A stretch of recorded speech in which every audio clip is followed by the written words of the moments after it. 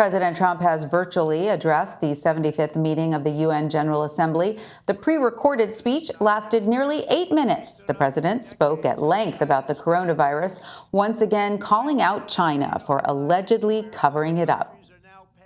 As we pursue this bright future, we must hold accountable the nation which unleashed this plague onto the world, China. In the earliest days of the virus, China locked down travel domestically while allowing flights to leave China and infect the world. China condemned my travel ban on their country, even as they canceled domestic flights and locked citizens in their homes. Chinese leader Xi Jinping spoke shortly after President Trump. He did not respond to the president's criticisms directly, but said China would make coronavirus vaccines available as a global public good. As we've seen over the years, President Trump has embraced a different approach to foreign policy than his predecessors. Since he took office in 2017, the U.S. has retreated from several major international agreements, including the Paris Climate Accord and the Iran nuclear deal. Many critics argue the U.S. has become more isolated under the Trump administration.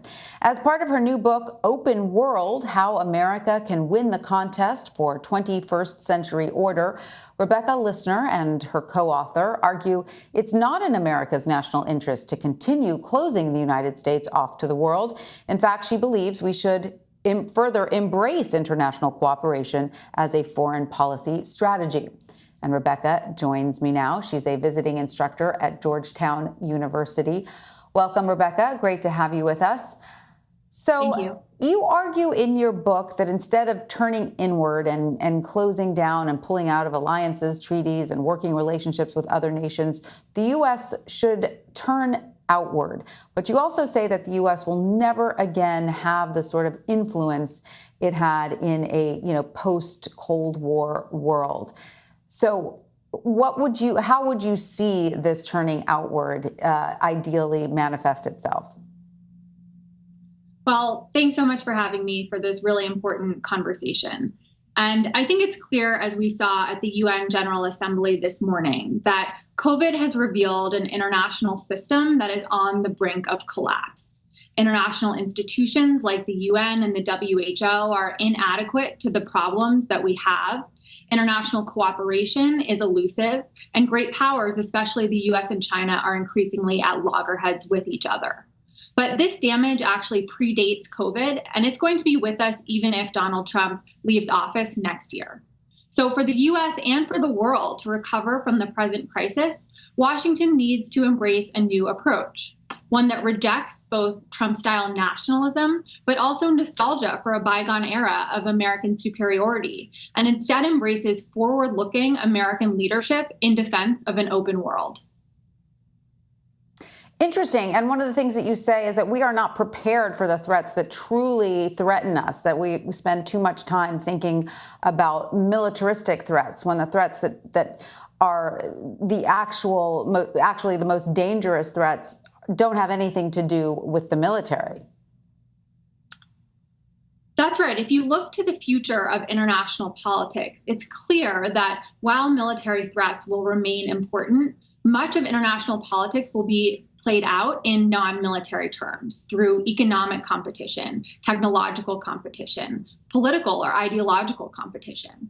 And the problem is that the United States is utterly ill-equipped to engage in this kind of multidimensional geopolitics. We have systematically over-relied on our military as the leading instrument of American foreign policy, while under-resourcing the diplomats at our State Department.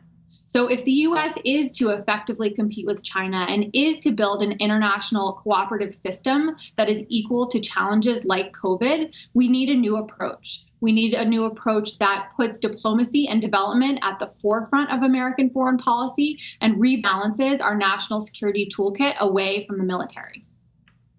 So let's talk about some of your specific recommendations, specifically when it comes to China, because I guess that is one of the more thorny relationships the U.S. is struggling with right now. And as you know, China has dramatically increased its influence around the world over the last decade or so. What concrete steps do you believe the U.S. should be taking to both counter Beijing's efforts to sort of win global influence, but also, are we sort of locked into actually working with China? So it is clear that China is the chief rival that the United States will face over the coming decades. It is the only country that both has a preference to close off parts of the world to American commercial and military access and the actual ability to do so. So the task for the United States is going to be to compete with China by right-sizing our military approach in the region, but also by leveraging allies and partners to build a coalition of forces that favor openness, that favor the new rules and laws and regimes for international politics that will govern emerging technologies, that will govern climate change, and that will govern trade in ways that suit American interests. But it's also the case that the United States will have to work with China on some issues. And there, we have to recognize that there are certain challenges that the United States simply cannot solve entirely on its own. And that means working with China on climate change. It means working with China on global health. It means working with China on issues like nuclear nonproliferation. And as we saw this morning, it's becoming increasingly difficult to do that through institutions like the UN, but the U.S. has to keep trying. So how would you recommend that happen? If we can't do it through the institutions that we've built, how would you recommend that we work with China while increasingly countering, as it seems to be moving more towards a hardline government stance, as we've seen in Hong Kong, and it's increasingly moving away sort of the Western humanitarian ideals we'd like to see it embrace? How would you suggest that we work with it, on these issues? Well, it's a fine balance, and the U.S. needs to learn to live alongside a more powerful China that is not itself becoming more democratic. It needs to find ways to counter China's attempts to export its own authoritarian system and related preferences internationally, but it also needs to continue to engage in dialogue with China so that we can identify where mutual interests do exist and begin to cooperate in those directions. It's not going to be easy to insulate those cooperative efforts from a more rivalrous relationship in general, but it is quite simply the United States' only hope in addressing some of the largest borderless challenges that we do face.